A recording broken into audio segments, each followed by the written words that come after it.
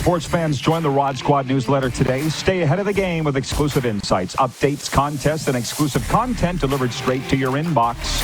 Sign up for free today at rodpeterson.com. It's a football Friday, and are we in luck? Here for his regular spot is the CFL on TSN's Jim Barker, five-time Grey Cup champion, but he's not in his regular spot. He's at the Combine in Regina. Jim, thank you for the time. What are the big stories? What are you seeing today? Well, it's just there's a ton of kids here trying to show their best things to all the head coaches, the GMs, a lot of position coaches are here. I'm actually having to use my phone because my normal connection just didn't work in here. So we're in Regina in the Affinity Plex, and it's a great setup. They're running, doing all their testing now. Almost finished. They'll go over and do the bench press at Mosaic Stadium. And then tonight, all these youngsters will start interviews. And they'll interview tonight and tomorrow night. Tomorrow during the day, we'll be here. They'll be running skill drills and see who can play and who can't, who's going to get drafted and who's not. Yeah, well, so this can make or break a kid's draft? Is that what you're telling us, for sure? There's no doubt. I mean, their film's important. But for example, there's a guy I loved on film. I'm not going to say what his name is.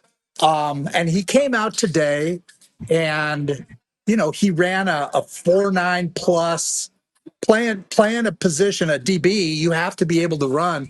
He ran a 4.9 plus 40 and like a 28-inch vertical jump. And that's physically, he's not going to be able to play at the next level, even though his film looked fantastic. So, it's one of those things that it can really break you.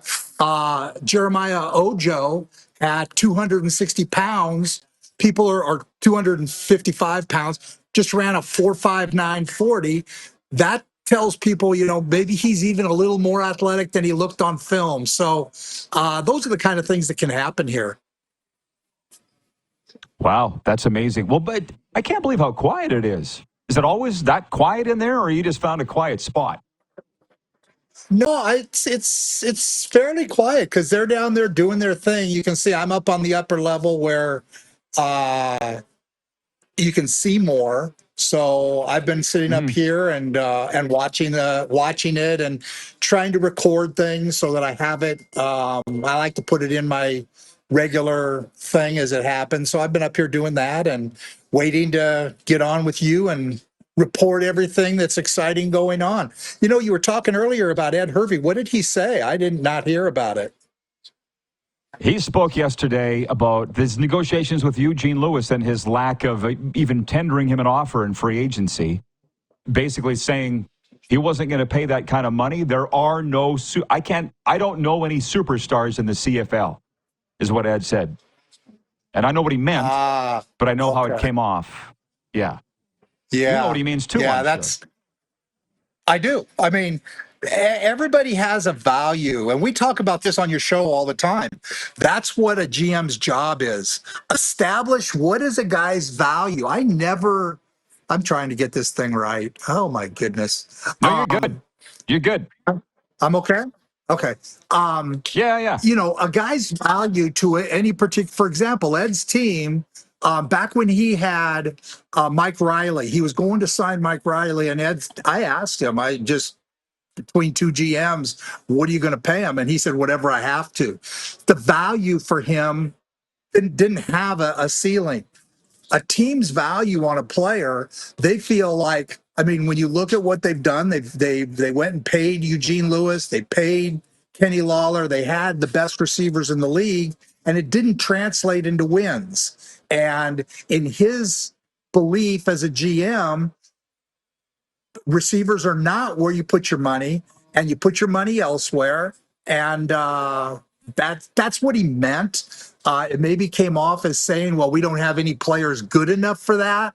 I don't think at all that's what he meant. I don't think he had meant anything about the caliber of player, any of that. I think in his organization, for him to do the things he wants to do with the Edmonton Elks, paying any receiver over $300,000 was just too much, and that was the point he was making. And again, I hadn't heard what he had said, but I know how he feels, and it's obvious. You watch teams, and they're going to pay players that they believe can get them to the promised land. That's what your job is. And for example, I'm going to probably overpay occasionally linemen, defensive linemen. I think that's where you win the games. I mean, Mike Holmgren, good friend of mine, and after shoot, actually just a couple years ago, he said he could never get his team over the hump of winning the Super Bowl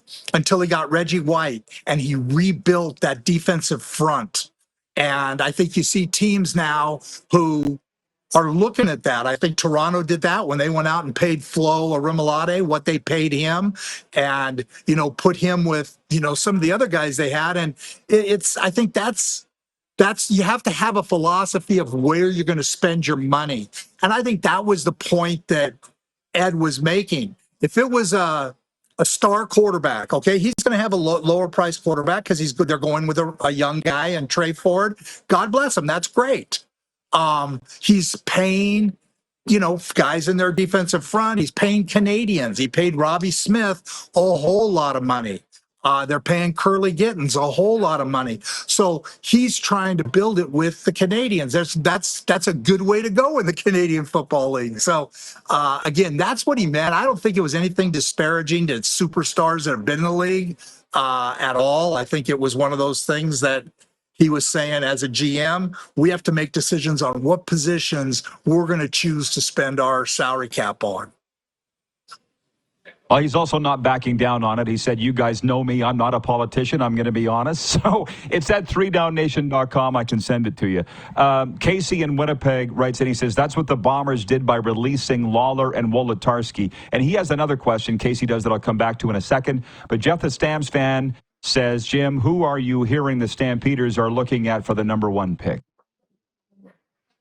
Well, I've heard a couple names. Connor Shea, the linebacker from Wyoming, is one. I personally think that they're going to go on Keelan White. He is a receiver from University of Montana, Dave Dickinson's alma mater. They're going to know everything about him. I think he's like a notch above the rest of the receivers. They just lost Cole Tucker, who they had taken 4th overall a couple years ago, and I just see that they have one of the Philpotts now, but their Canadian receiving core, the youngster from Guelph, I can't remember his name. Goes off the top of my head now, but he was hurt for much of his season last year. So I wouldn't be surprised to see them go cut Keelan White out of University of Montana. But like I say, I've heard the Connor Shea name. There's some defensive linemen that are very intriguing. Ollie Sod from Bowling Green, Paris Shand out of LSU. If that guy doesn't get drafted and doesn't maybe do well at his pro, I think that guy could be the first guy taken because he's a difference maker on the edge. So, I think that the biggest thing for Dave right now is he's got to figure out from where he wants to play his Canadians. And they got rid of Cam Judge on defense. So they're going to have to find a way to replace that starter. And even though Cam Judge is gone now, I think the loss of Cole Tucker, I just believe they're going to go with Keelan White. Again, Montana connection, I think, is important to Dave. And we'll see. We'll see. It'll be an interesting thing. The draft this year is a little different. For example, the offensive linemen aren't as dominant as they normally are. Usually offensive linemen are abundant. It's not the case this year. There's a lot that are the same. There's nobody who really stands out as this is the guy. I've talked to people, gotten 4 different names as who they think the best offensive lineman is. So, that's just rare in this league that won't be up for debate. I don't think an offensive lineman will go first overall this year. Again, I'm going to pick Keelan White.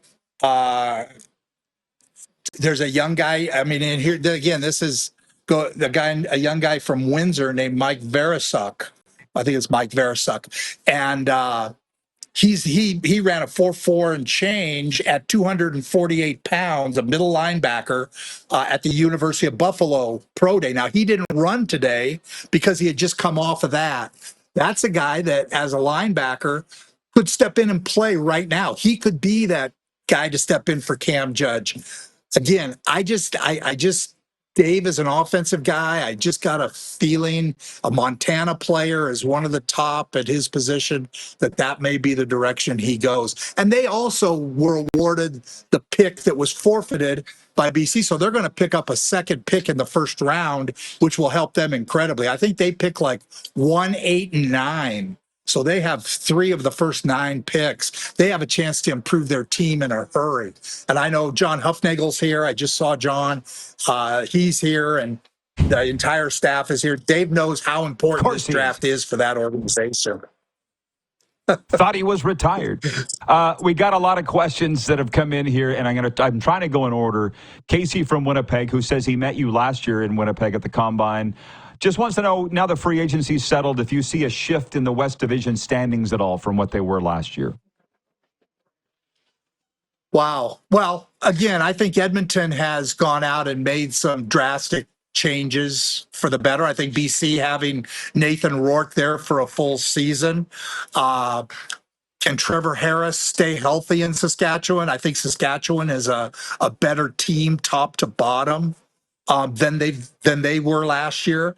So I think they've improved some. Winnipeg, I think, is a big question mark. You know, they lost Liam Dobson, they lost Kenny Lawler, they've lost a lot of key pieces. Adam Bighill is gone from that defense, and you know, you can say Adam Bighill was getting long in the tooth because he was getting older but Adam Bighill is the guy that held that thing together. And I think, and Brandon Alexander, that free safety, retiring, gone. That's going to be a completely different football team. Buck Pierce gone as the offensive coordinator. Jason Hogan's going to become that. He's never done it. And I was talking to Paul LaPolice last night about they're running a lot of the same offense that Paul put in there a few years ago. But Jarius Jackson comes in. He's never worked for Paul. So they're going to have to change the offense into more of a new type of thing, and you just never know how that's going to go. It becomes different for Zach Caleros because he's learning a new offense. So I think there's a lot of questions in Winnipeg. And they're hosting the Grey Cup. So that would be my biggest question mark, is where the Bombers are going to be. I think Calgary will be better. Edmonton will be better. Again, BC, Nathan Rourke there all year. Can he stay healthy? You know, we'll see. And can Trevor make it through a season? But they now have Jake Mayer as their backup, and that could be just what he needed, is to get back with Mark Mueller. And if something were to happen to Trevor, that he could now step up and do it. So the West is going to be really interesting this year, because I think everybody's a little bit better, and Winnipeg's brought itself down to the pack a little bit with some of the key losses they've had. I feel like for at least 3 years, we've all been hearing that Winnipeg's, going down. So we'll see. I get it. I'm sure they laugh. They probably enjoy the criticism. Ted in Red Deer, we're running out of time, but Ted in Red Deer says, hey, Coach, Will Campbell in the NFL was the number 1 offensive tackle until they measured his arms. Do you agree? And is there a CFL equivalent? That's interesting. I mean, because they did wingspans last night, and I think that is important in offensive tackles. There's Eric Anderson, a young tackle here from Western, who, again, he's just his wingspan, outstanding, for a guy who's 6'5", but you question whether or not, because of having, when you have shorter arms, let me put it this way. I won't use any specific people. When you have shorter arms, it makes playing tackle much more difficult, because you need to be able to use your arms to separate. So a tackle who has shorter arms might be better inside. But a tackle who has long arms may struggle more inside, because it's tougher for him to get leverage. It's just one of those things that through the years, I've kind of learned about those two positions, and especially it's exacerbated in our league because of the yard off the ball and because of the speed of the game. So arm length is important at tackle, where at guard, you want to be able to keep your hands inside because leverage is everything. And you're blocking guys that are generally shorter and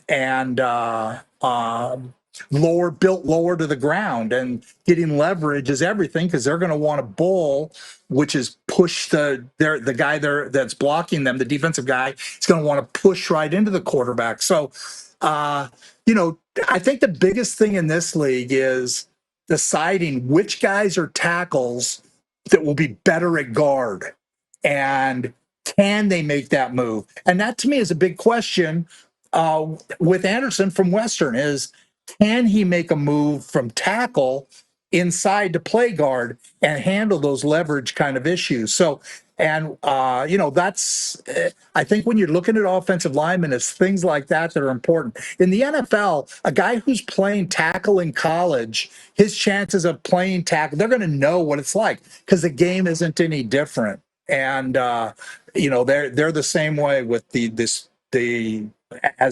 college football as it is in the NFL, but it is a different thing up here. So a little different up here.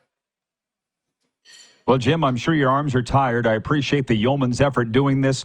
John in Winnipeg says, make sure you get some of that Regina pizza, Jim. I know exactly where you are. There's a great Tim Hortons in there. There's a wonderful Western pizza there. I've ordered hundreds of Tim Hortons from that exact location. So enjoy the Queen City, man, my home. All right. And have a great weekend, Jim. We'll see you in a week. Thanks, Rod. Talk to you later. The CFL on TSN's Jim Barker, and I can't get over how quiet it is there.